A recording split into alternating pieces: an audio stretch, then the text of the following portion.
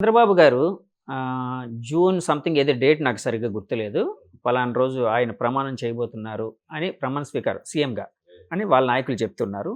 జగన్ గారు జూన్ 10వ తారీఖున విశాఖపట్నంలో ప్రమాణ స్వీకారం చేయబోతున్నారని వాళ్ళ నాయకులు చెప్తున్నారు. అంటే ఇదే ఇందాక అనుకున్నాం కదా, ఏ ప్రతి పార్టీ వాళ్ళు కూడా వాళ్ళ నాయకులు వాళ్ళ కాడర్ యొక్క జోష్ ఉంచడానికి మీరు ఏ డేట్ని ఇష్టపడుతున్నారు అని అడుగుతున్నారు. అలాగే నేనేంటంటే ఏ డేట్ అయినా కావచ్చు, కానీ ఫైనల్గా రాష్ట్రం అన్నది ఎదగాలని నేను కోరుకుంటాను. ఎవరి లీడర్షిప్ అయినా కానీ ఈసారి ఇవన్నీ మరిచిపోయి ఈ విధంగా ఈ రాజకీయాలన్నీ మరిచిపోయి ఒక 5 సంవత్సరాలు అందరం కలిసి పనిచేద్దామని అంటున్నాను నేను. 5 సంవత్సరాలు, ఒక్క 5 సంవత్సరాలు అందరం కలిసి పనిచేసి మన రాష్ట్రాన్ని అభివృద్ధి చేద్దామన్నది నా కాన్సెప్ట్. సార్, ఇందాకలా అధికార వికేంద్రీకరణ కోసం మాట్లాడుతూ నేను ఒక క్వశ్చన్ కూడా అడిగాను. 3 రాజధానుల వికేంద్రీకరణ అంటున్నారు కదండి జగన్ గారు అని అన్నాను.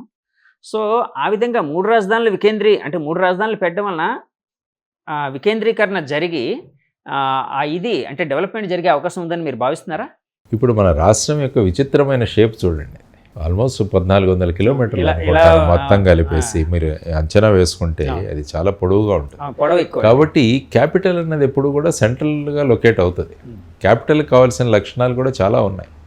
క్యాపిటల్ అన్నది ఒక నదీ ప్రవాహ ప్రాంతంలో ఉండడం, సెంట్రల్గా ఉండడం, అందరికీ అప్రోచబుల్గా ఉండడం, ల్యాండ్ అవైలబిలిటీ ఉండడం, ఇవన్నీ కూడా. ఎందుకంటే అమరావతి అన్నది ఒక రాజధానిగా మనమంతా అసెంబ్లీ సాక్షిగా తీసుకున్న నిర్ణయం.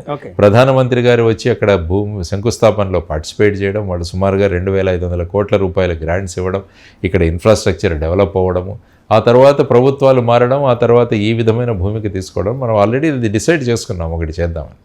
ఇప్పుడు ఏమవుతుంది, 3 రాజధానులు అంటున్నాం. ఇక్కడ నుంచి పాలనా రాజధాని విశాఖపట్నం, తర్వాత ఇప్పుడు ఏదైనా తర్వాత వచ్చేసి జ్యుడిషియల్ క్యాపిటల్ కర్నూలు అని, న్యాయపరమైన రాజధాని కర్నూలు అని, తర్వాత ఈ శాసన పరంగా లెజిస్లేటివ్ క్యాపిటల్ వచ్చేసి అమరావతిలో ఉండాలని మీరు అంటున్నారు.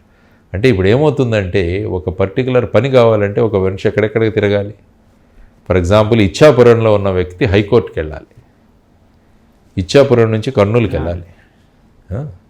ఆ విధంగా ఫర్ ఎగ్జాంపుల్ కుప్పంలో ఉన్న వ్యక్తి ఏదైనా ఒక ఫైల్ పట్టుకొని వెళ్ళాలి, ఏదైనా మూమెంట్ విశాఖపట్నానికి రావాలి. సో ఎలా అవుతుంది చూడండి ఈ క్రిస్ క్రాసింగ్. సపోజ్ ఇప్పుడు ఏమవుతుంది, ఈ 3 ఒకే స్థలంలో ఉంటే ఒక వ్యక్తి వచ్చినవాడు అన్ని పనులు చూసుకుంటాడు. ఇప్పుడు ఒక్కొక్క దానికి ఒక చోట పరిగెత్తాల్సి వస్తుంది. అందుకని జై భారత్ నేషనల్ పార్టీ ఏమంటున్నామంటే 26 అభివృద్ధి రాజధానులు చేయండి మీరు, 3 వద్దు, 26 అభివృద్ధి రాజధానులు చేయండి, 175 వికసిత కేంద్రాలుగా ఒక్కొక్క నియోజకవర్గాన్ని మీరు మార్చండి అని మేము అడుగుతున్నాం. ప్రతి జిల్లా కూడా ఒక క్యాపిటల్గా మారాలి. 3 రాజధానులు కాదు 26 రాజధానులు కానీ నేను ఎప్పటి నుంచో చెప్తున్నాను. ప్రతి జిల్లాకు కూడా ఒక విశిష్టమైన స్థానం ఉండాలి. ఎందుకంటే అక్కడ ఉన్న రిసోర్సెస్ని బట్టి దాన్ని క్యాపిటల్గా చేయండి. కోనసీమ జిల్లాలో తీసుకోండి, అక్వా క్యాపిటల్ చేయండి దాన్ని. అక్వా కల్చర్ ఉంది, రైస్ ఉంది, మన దగ్గర ప్యాడీ పండుతుంది బ్రహ్మాండంగా. వాటన్నింటినీ క్యాపిటల్ అక్కడ తయారు చేయండి.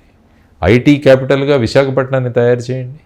తర్వాత వచ్చేసి మినరల్ క్యాపిటల్స్, తర్వాత హార్టికల్చర్ క్యాపిటల్గా రాయలసీమ జిల్లాలను డెవలప్ చేయండి. ఇలా రకరకాల స్కోప్ ఉంది మనం చేయడానికి. డైరీ క్యాపిటల్గా మీరు చిత్తూరు ఆ జిల్లాలను డెవలప్ చేయండి. ఎందుకంటే అక్కడ వాతావరణం కావచ్చు, అక్కడ ఉన్న ఇది కావచ్చు, ఆ విధంగా మీరు తయారు చేయొచ్చు. ఒక్కొక్క జిల్లాని మినరల్ క్యాపిటల్ చేయొచ్చు, ట్రాన్స్పోర్టేషన్ క్యాపిటల్. ఈ సేమ్ మోడల్ మీకు తమిళనాడులో దొరుకుతుంది. తమిళనాడు ఒక్కసారి మీరు అనలైజ్ చేస్తే అది ప్రతి జిల్లా కూడా ఒక క్యాపిటల్. వెళ్ళండి మీరు శివకాశీకి వెళ్ళండి, మీకు ప్రింటింగ్ అక్కడే, బాణాసంచా అక్కడే, తర్వాత తిరుపూర్కి వెళ్ళండి, హొయసరి అంతా మనం ఈ బనియన్లు కానీ వీటిలన్నిటి కూడా తిరుపూర్లో జరుగుతుంది. ట్రిచ్చికి వెళ్ళండి, ట్రాన్స్పోర్ట్ క్యాపిటల్. కోయంబత్తూరుకి వెళ్ళండి, మోటార్స్, పంప్ సెట్స్ ఇవన్నీ దగ్గర. సేలం వెళ్ళండి, స్టీల్ క్యాపిటల్. ఇలా ప్రతి జిల్లాను ఒక క్యాపిటల్గా వాళ్ళు తయారు చేసుకున్నారు. అందుకనే తమిళనాడు ఆ విధంగా అభివృద్ధి చెందింది. అక్కడ అగ్రికల్చరు, ఇండస్ట్రీ ఈ రెండింటి మధ్య సమన్వయం ఎలా ఉంటుందంటే ఈ రెండు ఒకరినొకరు షేర్ చేసుకుంటారు. సో ఆ విధంగా చేసుకునే కెపాసిటీ మనకు బ్రహ్మాండంగా ఉంది. ఆంధ్రప్రదేశ్ అనేది ఒక తమిళనాడుగా తయారవ్వాలన్నట్టు, అంటే ప్రతి జిల్లా కూడా ఒక కేంద్రంగా కావాలి అన్నది నా కాన్సెప్ట్. ఆ విధంగా తమిళనాడు తరహాలో అవ్వాలి. ఇప్పుడు ఏంటి, ఫర్ ఎగ్జాంపుల్ మీరు కర్నూలులో హైకోర్టు పెట్టారు, ఏమవుతుంది, హైకోర్టు జడ్జీలు అందరూ అక్కడికి వెళ్తారు, ఒక బిల్డింగ్ వస్తుంది, జిరాక్స్ షాపులు పెరుగుతాయి, అక్కడ ఉన్న రియల్ ఎస్టేట్ పెరుగుతుంది, రెంటల్ వాల్యూస్ పెరుగుతాయి. కానీ ఏమవుతుంది, ప్రజలకు ఇన్కన్వీనియన్స్ కదా. దాని బదులు నేను అన్నది ఏంటంటే అమరావతిని మీరు హైకోర్టుగా పెట్టండి, ఒక హైకోర్టు బెంచ్ విశాఖపట్నంలో పెట్టండి, ఇంకొక హైకోర్టు బెంచ్ కర్నూలులో పెట్టండి. అంటే రాయలసీమ జిల్లాలో ఉన్న వాళ్ళంతా కూడా హైకోర్టు పరిధిలో ఉన్న విషయాలు కర్నూలులో తేల్చుకుంటారు. ఉత్తరాంధ్ర ఈ ప్రాంతంలో ఉన్న వాళ్ళందరూ కూడా విశాఖపట్నంలో అవుతుంది. ఇప్పుడు మన కేజీహెచ్కి వచ్చేటట్టు ఉత్తరాంధ్ర వాళ్ళందరూ ఇక్కడికి వచ్చేటట్టు ఇక్కడే హైకోర్టుకు వస్తారు. తర్వాత కృష్ణా, గుంటూరు, తర్వాత ఈ నెల్లూరు ఇవి ఉన్నవన్నీ కూడా అమరావతికి వస్తారు. ఈ సిస్టమ్ మాకు మహారాష్ట్రలో ఉంది. బాంబేలో మెయిన్, ఔరంగాబాద్లో ఒక బెంచ్, తర్వాత వచ్చేసి మాకు నాగ్పూర్లో ఒక బెంచ్. తర్వాత కావాలంటే ఒక సెషన్ మీరు ఎక్కడైనా పెట్టండి. సార్ ఈ బెంచ్ కావాలి అంటే ఇప్పుడు ఇలా పెట్టాలి అంటే మనం సుప్రీంకోర్టు గైడ్ లైన్స్ హైకోర్టు వారిని తీసుకొని రాష్ట్రపతి దగ్గరికి వెళ్ళి మనం తీసుకోవచ్చు. ఓకే, అది చేయొచ్చు. అది సులభం, అది చాలా సులభం. హైకోర్టుతో అయిపోతుంది అది పని. ఓకే, ఎందుకంటే ఆల్రెడీ రాష్ట్రపతి గారు నోటిఫికేషన్ ఇష్యూ చేసేసారు అమరావతి. ఇప్పుడు ఇక్కడ దీన్ని హైకోర్టు సుప్రీంకోర్టుతో కన్సల్ట్ చేసుకొని దాన్ని బట్టి 2 బెంచెస్ పెట్టుకోవచ్చు. ఏముంది అది అది అది వికేంద్రీకరణ. అంటే ఫైనల్గా వికేంద్రీకరణ అన్నది ప్రజల యొక్క సౌకర్యం కోసం ఉండాలి, ప్రజలను కష్టపెట్టడానికి కాదు. మీరు ఆ చివరి నుంచి ఈ చివరికి వెళ్ళండి, హైకోర్టు కావాలంటే కర్నూలుకి వెళ్ళండి, అభివృద్ధి మీకు ఏదైనా ఎగ్జిక్యూటివ్ మ్యాటర్ ఉంటే మీరు ఇక్కడికి రండి, లేదంటే లెజిస్లేచర్ జరగాలంటే కావాలంటే మీకు ఒక సెషన్ మీరు విశాఖపట్నంలో పెట్టండి, ఒక బడ్జెట్ సెషన్ మీరు ఇక్కడ పెట్టుకోండి, ఒక వింటర్ సెషన్ కర్నూలులో పెట్టండి, ఒక వింటర్ సెషన్ విశాఖపట్నంలో పెట్టండి. సో దట్ ఆ ప్రాంతంలో ఉన్న సమస్యలన్నీ కూడా చర్చించబడతాయి ఆ టైంలో మాకు. ఎందుకంటే మహారాష్ట్రలో నేను పనిచేశాను కాబట్టి మా వింటర్ సెషన్ అన్నది నాగ్పూర్లో జరుగుతుంది. సో అందరూ అక్కడికి వెళ్తారు. ఓ 15-20 రోజులు అసెంబ్లీ సెషన్స్ అన్ని కూడా నాగ్పూర్లో జరుగుతాయి. కాబట్టి ఆ ప్రాంత ప్రజలు ఎవరైతే మేము అభివృద్ధి నుంచి నోచుకోవట్లేదని విదర్భ ప్రాంతం అంటారు దాన్ని, విదర్భ వాసులంతా కూడా మాకు ఇక్కడ అసెంబ్లీ జరుగుతుంది కాబట్టి అప్పుడు వాళ్ళ సమస్యలన్నీ తీసుకొస్తారు అక్కడికి, అవన్నీ డిస్కస్ అవుతాయి. సో ఆ విధంగా పెట్టుకోవచ్చు మనం. సో ఈ విధమైన ఆలోచనలు ఉండాలి అన్నది నేను కోరుకుంటున్నాను. సార్ అయితే అంటే మీ దృష్టిలో ఇప్పుడు మన ఆంధ్రప్రదేశ్ రాజధాని అని చెప్పాలంటే దేన్ని చెప్తారండి? అమరావతి మనం అందరం కూడా కట్టుకున్నది అమరావతి. జగన్మోహన్ రెడ్డి గారు స్వయంగా చెప్పారు, మిగతా వాళ్ళు ఎవరు ఇల్లు కట్టుకోలేదు, నేను కట్టుకున్నాను ఇక్కడ అని. కాబట్టి అమరావతి రాజధాని అని అన్నారు. వాళ్ళ మంత్రులు కూడా చాలామంది కూడా మాట్లాడారు. సో ఆ విధంగా మనం ఆల్రెడీ అసెంబ్లీలో పాస్ చేసాం. ఇది అసెంబ్లీలో అన్ని పార్టీలు కలిసి మనం పాస్ చేసి అక్కడ ఒక ప్రోగ్రాం పెట్టి కార్యక్రమం పెట్టి ప్రధానమంత్రి గారిని పిలిచి, తర్వాత ఐ థింక్ ఇటు నుంచి తెలంగాణ ముఖ్యమంత్రి గారు కూడా వచ్చినట్టున్నారు ఆ టైంలో, ఆయన వచ్చారు. అందరూ కలిసి మనందరి సాక్షిగా అక్కడ శంకుస్థాపన జరిగింది అమరావతిలో. ఆ తర్వాత 33,000 ఎకరాలు మనము ల్యాండ్ పూలింగ్ ద్వారా తీసుకొని మొదలుపెట్టి దానికోసం రాజ్యాంగ సవరణ కూడా తీసుకొచ్చాం మనం ఒకటి. ఆ తర్వాత వచ్చేసి అక్కడ ఎవరైతే భూములు కోల్పోయారో వాళ్ళందరికీ కూడా ఇప్పటికి కూడా చెల్లిస్తున్నారు అమౌంట్. ఎందుకంటే వాళ్ళకు ఒక కమర్షియల్ కాంపోనెంట్ ఇస్తామన్నారు, రెసిడెన్షియల్ కాంపోనెంట్, కమర్షియల్ కాంపోనెంట్ ప్రతి ఒక్కరికి ఇస్తామన్నారు. సో అవన్నీ కూడా వాటికి ఇప్పుడు డబ్బులు కడుతూనే ఉన్నాం. కానీ రాజధాని ఏది డెవలప్ అవ్వలేదుగా.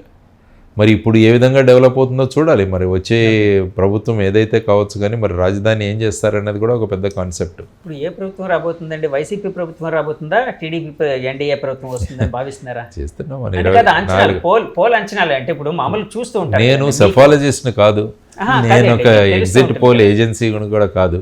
ఎందుకంటే ప్రతి పార్టీ కూడా క్లెయిమ్ చేసుకుంటున్నారు వాళ్ళు. మాకు ఆయన 159 157 అండి, 157 ఆయన అన్నారు, వీరు 160 అంటున్నట్టు 160 వరకు వస్తాయని వీరు చెప్తున్నారు. అందుకని అదే అన్నాను, డీలిమిటేషన్ నెంబర్ ఏదైతే ఉందో ఇద్దరు కలిపి మాట్లాడుతున్నారని నన్ను నేను.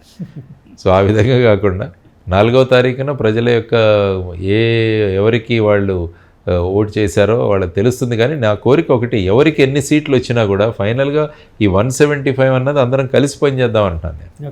ఎందుకు అందరం కలిసి పనిచేద్దాం ఈసారికి, 5 సంవత్సరాలకు ఒక్కసారి మనం అందరం కూడా మన వ్యక్తిగత విభేదాలు, పార్టీ విభేదాలు వీటిలన్నింటినీ పక్కన చేసుకొని రాష్ట్రం అన్నది మాకు ప్రాధాన్యం అన్న కాన్సెప్ట్తో కనుక మీరు రాగలిగితే అప్పుడు ఏమవుతుందంటే నిజమే. దానికోసం ఎవరైతే గవర్నమెంట్ ఫామ్ చేస్తున్నారో వాళ్ళు పెద్ద మనసుతో అందరినీ ఆహ్వానించాలి. సార్ ఇప్పుడు మన రాష్ట్రంలో పెద్దల సభ ఉంది కదండి. సో మండలి శాసన మండలికి చాలా మందిని ఎన్నుకుంటూ ఉంటారు కదండి, రకరకాల రంగాల్లో పనిచేసిన వాళ్ళని, కొంత ఇంటలెక్చువల్ పీపుల్. సో అలాగా ఇప్పుడు రాజకీయాల్లో ఇప్పుడు ప్రతిపక్షాల నుంచి కూడా ఉన్న వాళ్ళని మీరు ఇందాకలా మన పివి గారు, వాజ్పేయి గారు ఎగ్జాంపుల్ చెప్పినట్టు, అట్లా ప్రతిపక్షంలో అద్భుతంగా ఆలోచించే వాళ్ళు, విజ్ఞులు, అంటే ముందుకు తీసుకుని వెళ్ళడానికి మంచి సలహాలు ఇచ్చే వాళ్ళు ఉన్నారు అని, అంటే అలాగే ఏదైనా ఒక ఐడియాకి వస్తే అలాంటి వాళ్ళని ఎన్నుకొని చేస్తే బాగుంటుంది కదండి. బాగుంటుంది. అదే మనం అంటే అప్పుడు ఈ వైరి భావం తగ్గుతుంది కదండి. ఒకరినోడు కొట్టేసుకోవాలి, చంపేసుకోవాలి అంటే ఇప్పుడు ఎలక్షన్ అంటే ఇంకా అవతల వాళ్ళు రాజకీయంగా అంతమైపోవాలి అనే ఒక ఇది దీన్ని తీసుకొచ్చాం మన తగ్గుతుంది ఇప్పుడు ఏమవుతుంది, శాసన మండలిలో సభ్యులు ఎవరు అంటే పార్టీలో ఇద్దరు కొట్టుకుంటుంటే ఒకరిని తగ్గించడానికి నీకు శాసన మండలిలో సీట్ ఇస్తాంలే అని అంటున్నారు పార్టీలందరూ. ఇప్పుడు ఫైనల్ గా ఒక పార్టీలో ఇద్దరు కొట్టుకుంటారు ఆ సీట్ కోసం. వాళ్ళకు బుజ్జగింపు చర్యల్లో వాళ్ళకి ఏం ప్రామిస్ ఇస్తున్నారు, ఈయన శాసనసభకు ఉండనివాడి మీకు శాసన మండలి ఇస్తాం అంటే ఫైనల్గా శాసన మండలిలో ఈ విధంగా బుజ్జగింపుల కోసం అది ఉపయోగపడుతోంది. కానీ అదే అవును పార్టీలు అంతే, పార్టీల బుజ్జగింపులోనే శాసన మండలి సభ్యులంతా నిండిపోతున్నారు. అంటే అందులో విజ్ఞులు ఎంతో మంది ఉండొచ్చు కదండి, తీసుకోవాలి ఉండొచ్చు, ఒక లాయర్ ఉండొచ్చు, లేదా ఒక ఎడ్యుకేషనిస్ట్ ఉండొచ్చు, తీసుకురానివ్వండి వాళ్ళందరినీ. ఒక మంచి వైస్ ఛాన్సలర్ ఎవరైతే ఉన్నారో ఉండొచ్చు.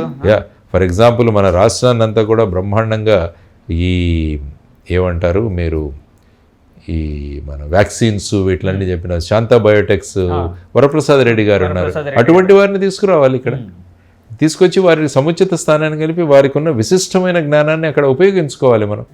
కాదు అలాంటి వాళ్ళు వస్తారా సార్ ఈ రాజకీయాలు చూసి మాకెందుకని దండం పెట్టి అంటే వీళ్ళు ప్రత్యక్ష రాజకీయాల్లో ఎవరైతే రాలేకపోతారో అటువంటి వాళ్ళని అక్కడ పెట్టాలి. అందుకనే పెద్దల సభ అన్నాం మనం, పెద్దల సభ అందుకనే మనం ఏర్పాటు చేసింది. పెద్దల సభ అన్నా కూడా ఈ మధ్య పరిణామాలు అవన్నీ కూడా చూస్తున్నాం. ఎవరిని చూడండి, ఎవరైనా బిజినెస్ పీపుల్, ఇవన్నీ కూడా ఏంటంటే ఆ పార్టీలకు కొద్దిగా రకంగా వాళ్ళకు ఆర్థికంగా బలోపేతం అవ్వడానికి ఈ రాజ్యసభ సీట్లు కూడా కేటాయిస్తున్నారు. ఫర్ ఎగ్జాంపుల్ ఇక్కడ పరిమళ్ నత్వానీ గారికి మన రాష్ట్రానికి ఏం సంబంధం అండి? ఆయన పట్టుకుని ఇక్కడ నుంచి రాజ్యసభకు పంపించాం మనం అంటే what is his relevance? Okay, ఆయన వల్ల ఏమైంది? దాని బదులు ఇక్కడ ఎవరైనా రాష్ట్రానికి ఉపయోగపడిన వ్యక్తులు ఎవరినైనా పంపించగలిగితే మనం, ఆయన ఏం చేశారు, ఆయన 5-6 సంవత్సరాల్లో ఏం చేశారన్నది ఒక ఎప్పుడు కూడా రిపోర్ట్ కూడా ఇవ్వలేదు. What is his contribution to Andhra Pradesh ఎప్పుడు మాట్లాడినట్టు కూడా నేను రాజ్యసభలో ఎప్పుడు చూడలేదు.